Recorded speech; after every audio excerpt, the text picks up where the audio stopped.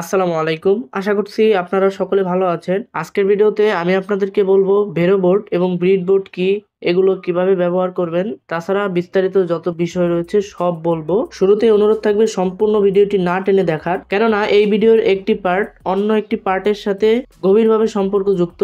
প্রথম বিষয়টি না বুঝতে পারলে পরেরটি ধরতে সমস্যা হবে। তাহলে চলুন আজকের ভিডিওটি আমরা শুরু করি। স্ক্রিনে যে বোর্ডগুলো দেখতে পাচ্ছেন এগুলো হচ্ছে ব্রিড বোর্ড। তো ব্রিড বোর্ড তিন ধরনের হয়ে থাকে, একটি হচ্ছে মিনি সাইজ, আরেকটি হচ্ছে মিডিয়াম সাইজ এবং আরেকটি হচ্ছে বিগ সাইজ। এগুলোর মাপগুলো আপনারা দেখতে পাচ্ছেন। এখন যে ব্রিড বোর্ডটি দেখতে পাচ্ছেন এটি হচ্ছে মিনি সাইজের ব্রিড বোর্ড। তো এই ব্রিড বোর্ডে ধনাত্মক এবং ঋণাত্মকের আলাদা কোনো প্রান্ত থাকে না, এখানে শুধুমাত্র 170টির মতো পিন থাকে। তো এই পিনগুলো কিভাবে জয়েন্ট দেওয়া থাকে সেটা আমি বোথ সাইড টেপটা খুলে দেখিয়ে দিচ্ছি। তো এখানে আপনারা দেখতে পাচ্ছেন আমার আঙ্গুলে দেখানো বরাবর তারগুলো শর্ট করা রয়েছে। এখানে অনেকগুলো পরিবাহী পাত রয়েছে যেগুলোর একটির সাথে আরেকটির কোনো সম্পর্ক নেই। আমার হাতে এখন যে ব্রিড বোর্ডটা দেখতে পাচ্ছেন এটি হচ্ছে মিডিয়াম সাইজের ব্রিড বোর্ড। তো পূর্বের ব্রিড বোর্ডটাই কিন্তু আমরা কোনো ব্যাটারি বসানোর ঋণাত্মক এবং ধনাত্মক টার্মিনাল পাইনি, কিন্তু এই মিডিয়াম সাইজের ব্রিড বোর্ডে কিন্তু সেটা দেখা যাচ্ছে। এখানে প্লাস এবং মাইনাস আলাদা আলাদা রয়েছে, এক প্রান্তের প্লাস থেকে অন্য প্রান্তের প্লাসের মধ্যে কিন্তু সংযোগ রয়েছে এবং এক প্রান্তের ঋণাত্মকের সাথে কিন্তু আরেক প্রান্তের ঋণাত্মকের সংযোগ রয়েছে। আমি বোথ সাইড টেপটা খুলে আপনাদেরকে দেখিয়ে দিই, আরো ক্লিয়ার হবে বিষয়টা। এই মিডিয়াম সাইজেরটায় 400টি পয়েন্ট রয়েছে। তো মিনি সাইজেরটার মতোই এটা, শুধু বড় এবং আলাদাভাবে ব্যাটারি বসানোর সুবিধা রয়েছে এটাই। এখন যে বোর্ডটি দেখতে পাচ্ছেন এটি হচ্ছে বিগ সাইজ ব্রিড বোর্ড। এই ব্রিড বোর্ডটি মিডিয়াম সাইজের ব্রিড বোর্ড থেকে দ্বিগুণ। আমার আঙ্গুল বরাবর জায়গাটিতে দুই প্রান্তের ব্যাটারি কানেকশন আলাদা করা রয়েছে, অর্থাৎ দুই প্রান্তের মধ্যে কোনো সংযোগ নেই। এই সাইজের বোর্ডে 800-র অধিক পয়েন্ট রয়েছে। এখানে দেখতে পাচ্ছেন কোনো শর্ট করা নেই, অর্থাৎ এখানে আলাদা আলাদা খণ্ড ভাগ করা হয়েছে এবং অন্যান্য পয়েন্টগুলোর কানেকশন আপনারা দেখতে পাচ্ছেন।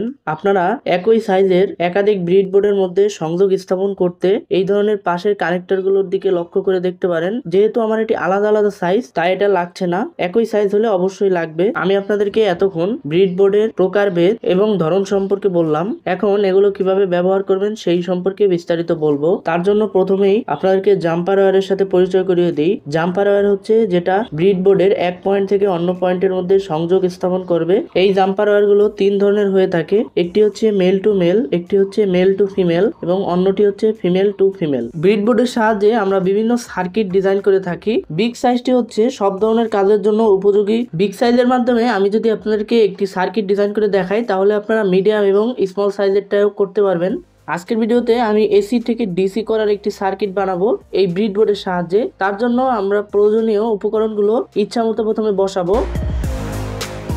বসানো হয়ে গেলে আমাদের দরকার হবে একটি কম্পোনেন্টের সাথে আরেকটি কম্পোনেন্টের সংযোগ স্থাপন করা, যার জন্য আমরা জাম্পার ওয়্যার ব্যবহার করব। আপনি চাইলে যে কোনো তার ব্যবহার করতে পারেন, সমস্যা নেই। ব্রিড বোর্ডের একটা পয়েন্টে কেবল একটা জাম্পার ওয়্যারই লাগানো যায়, সেজন্য আমরা প্রয়োজন মতো আমাদের কম্পোনেন্টগুলো ছড়িয়ে ছিটিয়ে নিব যেন আমরা জাম্পার ওয়্যারগুলোকে সঠিকভাবে সংযোগ দিতে পারি। তো এইখানটায় দেখতে পেলেন আমার ওইখানে জায়গা কম হয়ে গিয়েছিল, সে কারণে আমি 2 পিন ব্লক টার্মিনালটি থাকে সেটি আমি অন্য জায়গায় নিয়ে নিয়েছি এবং এটি হবে আমাদের প্রথমে যেটা থেকে নিয়েছি এটি হবে এসি লাইন। তো এটি থেকে প্রথমে আমরা রেকটিফায়ারের এসি তারের সংযোগ দিব, যেহেতু এখানে কোনো প্লাস মাইনাস নেই তার জন্য কোনো সমস্যা হবে না। এবং এখানে কিন্তু সোজা সোজা লাইন রয়েছে যেটা আমি পূর্বেই আপনাদেরকে দেখিয়েছি। এরপর আমাদের রেকটিফায়ারের যে বাকি দুটো লেগ থাকে, যেটা একটা হচ্ছে প্লাস থাকে এবং আরেকটা হচ্ছে মাইনাস, তো ওইটা থেকে আমরা দুটো তার নিয়ে এসে ক্যাপাসিটরের প্লাস এবং মাইনাস দেখে লাগিয়ে দেব। তো আমাদের রেকটিফিকেশন এবং ফিল্টারিং দুটো কাজই কিন্তু শেষ। এখন আমরা ক্যাপাসিটরের দুটি প্রান্ত থেকে প্লাস এবং মাইনাস এনে অন্য যেই 2 পিন ব্লকটি রয়েছে সেটার প্লাস এবং মাইনাসের সাথে লাগিয়ে দেব। এরপর আমাদের এসি থেকে ডিসি করার সার্কিট কিন্তু মোটামুটি রেডি হয়ে গিয়েছে। এভাবে ধরুন আপনারা যে কোনো সার্কিট বোর্ড তৈরি করলেন। তো এখন আপনারা যদি এটি ওয়ান টাইম ব্যবহারের জন্য তৈরি করে থাকেন তাহলে আপনারা এই ব্রিড বোর্ডেই কাজটি সেরে ফেলবেন নির্দিষ্ট কানেকশন দিয়ে। আমি যেহেতু এটি ওয়ান টাইম ইউজের জন্য বানাইনি তাই এখন এটি ভেরো বোর্ডে স্থাপন করব। সার্কিট বোর্ডকে বাংলায় আমরা ভেরো বোর্ড বলে থাকি। দাম অনুযায়ী বিভিন্ন কোয়ালিটির ভেরো বোর্ড হয়ে থাকে। ভেরো বোর্ডের এই সাইড দিয়ে বিভিন্ন কম্পোনেন্ট ঢোকাতে হয় এবং অন্য সাইডে সোল্ডারিং করতে হয়। এখন ভেরো বোর্ডে আমরা কম্পোনেন্ট গুলো বসিয়ে নেব। ভেরো বোর্ডে যতটা সম্ভব কম জায়গা অপচয় করার চেষ্টা করব। তো দেখতে পাচ্ছেন আমি কিভাবে খুবই কম ফাঁকা রেখে লাগিয়ে ফেলেছি এবং স্কেলের সাহায্যে আমরা যতটুকু আমাদের ভেরো বোর্ড দরকার হবে সেটুকু আমরা আইডেন্টিফাই করে নিচ্ছি। এরপর আমরা ভেরো বোর্ড থেকে কম্পোনেন্ট গুলো খুলে ফেলবো। এবার আইডেন্টিফাই করা অংশগুলো 775 মোটরের কাটিং ডিস্কের সাহায্যে আমরা কেটে ফেলবো। এরপর সিরিজ পেপার বা এই ধরনের পাথরের সাহায্যে আমরা কোণাগুলো সুন্দর করে ঘষে নেব। এরপর ভেরোবোর্ডটির উপরে কম্পোনেন্টগুলো লাগিয়ে ফেলবো। এরপরে আমরা প্রত্যেকটি কম্পোনেন্টে ঠিকঠাক সোল্ডারিং করে দেব। সোল্ডারিং এ অবশ্যই সতর্কতা অবলম্বন করবেন যেন একটি কম্পোনেন্টের সংযোগ আরেকটি কম্পোনেন্টের হয়ে না যায়।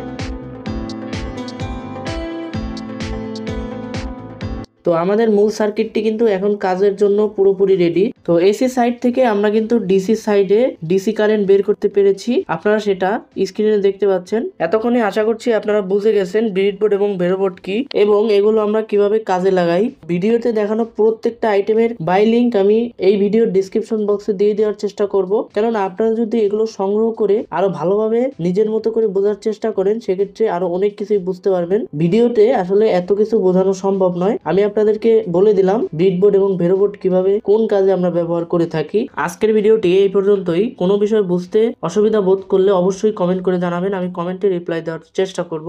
ভিডিওটি ভালো লাগলে একটি লাইক করে দিবেন, বন্ধুদের সাথে শেয়ার করতে ভুলবেন না, আর চ্যানেলে নতুন হয়ে থাকলে অবশ্যই চ্যানেলটি সাবস্ক্রাইব করে দিবেন। দেখা হচ্ছে পরবর্তী ভিডিওতে।